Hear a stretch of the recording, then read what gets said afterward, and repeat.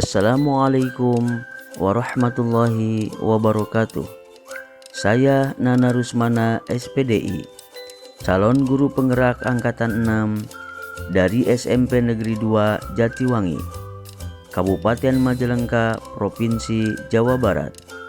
Pada kesempatan kali ini, saya akan memaparkan kesimpulan dan refleksi pemikiran Ki Hajar Dewantara pada tugas koneksi antar materi modul 1.1. Saya akan merefleksi diri saya melalui 3 pertanyaan berikut. 1. Apa yang saya percaya tentang murid dan pembelajaran di kelas sebelum saya mempelajari modul 1.1? 2. Apa yang berubah dari pemikiran atau perilaku saya setelah mempelajari modul ini? 3. Apa yang bisa saya terapkan lebih baik agar kelas saya mencerminkan pemikiran Ki Hajar Dewantara? Apa yang saya percaya pada murid di kelas sebelum saya mempelajari modul 1.1? Yang pertama, pembelajaran berpusat pada guru. Saya sering menganggap bahwa saya adalah satu-satunya sumber belajar dan menganggap peserta didik sebagai objek bukan subjek.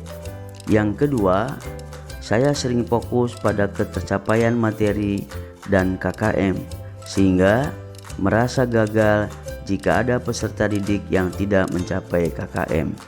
Yang ketiga, siswa pasif dan kurangnya motivasi belajar peserta didik. Hal ini dikarenakan karena sayalah yang memegang kendali kelas, bukan peserta didik. Yang keempat, saya kurang memahami karakteristik peserta didik.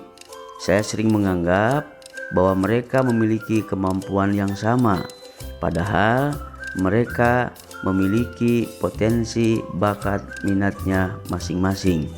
Dan yang kelima, saya sering menuntut suasana kelas yang tertib dan tenang, sehingga peserta didik memahami materi yang saya berikan dan menjadi tuntutan bagi mereka agar dapat memahaminya. Apa yang saya percaya pada murid di kelas sebelum saya mempelajari modul 1.1? Yang pertama, pembelajaran berpusat pada guru. Saya sering menganggap bahwa saya adalah satu-satunya sumber belajar dan menganggap peserta didik sebagai objek bukan subjek. Yang kedua, saya sering fokus pada ketercapaian materi dan KKM sehingga merasa gagal jika ada peserta didik yang tidak mencapai KKM. Yang ketiga, siswa pasif dan kurangnya motivasi belajar peserta didik. Hal ini dikarenakan karena sayalah yang memegang kendali kelas, bukan peserta didik. Yang keempat, saya kurang memahami karakteristik peserta didik. Saya sering menganggap bahwa mereka memiliki kemampuan yang sama, padahal mereka memiliki potensi, bakat, minatnya masing-masing. Dan yang kelima, saya sering menuntut suasana kelas yang tertib dan tenang, sehingga peserta didik memahami materi yang saya berikan dan menjadi tuntutan bagi mereka agar dapat memahaminya.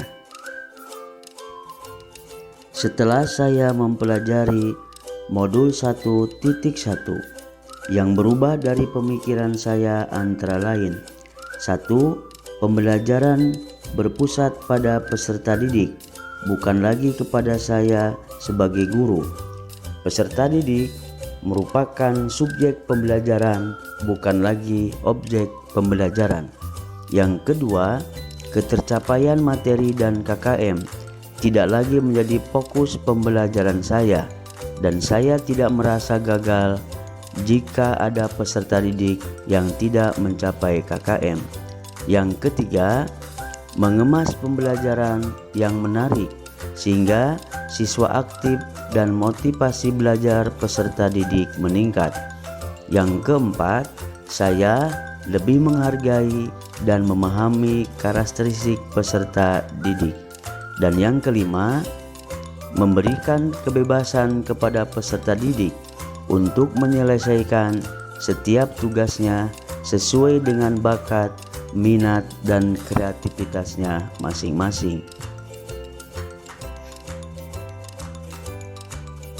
Penerapan yang segera saya lakukan di kelas setelah saya mempelajari modul ini yaitu: 1.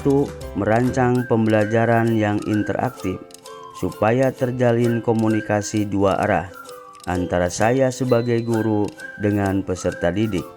Yang kedua, pembelajaran dikemas melalui permainan yang menyenangkan agar tercipta suasana kelas yang dinamis sehingga motivasi belajar peserta didik meningkat. Yang ketiga, tidak lagi menuntut tetapi menuntun, menerapkan trilogi pendidikan yaitu Ingarso Sung Tulodo, di depan memberikan teladan, Ing Madya Mangun Karso, di tengah memberikan semangat, dan Tutwuri Handayani di belakang memberikan dorongan. Yang keempat, mengutamakan aspek budi pekerti, di mana pembelajaran tidak lagi mengutamakan nilai pengetahuan saja, tetapi bagaimana peserta didik dapat menanamkan nilai-nilai budi pekerti. Yang kelima, pembelajaran disesuaikan dengan kodrat alam dan kodrat zaman. Dan yang keenam, pembelajaran berbasis kearifan lokal dan budaya daerah setempat.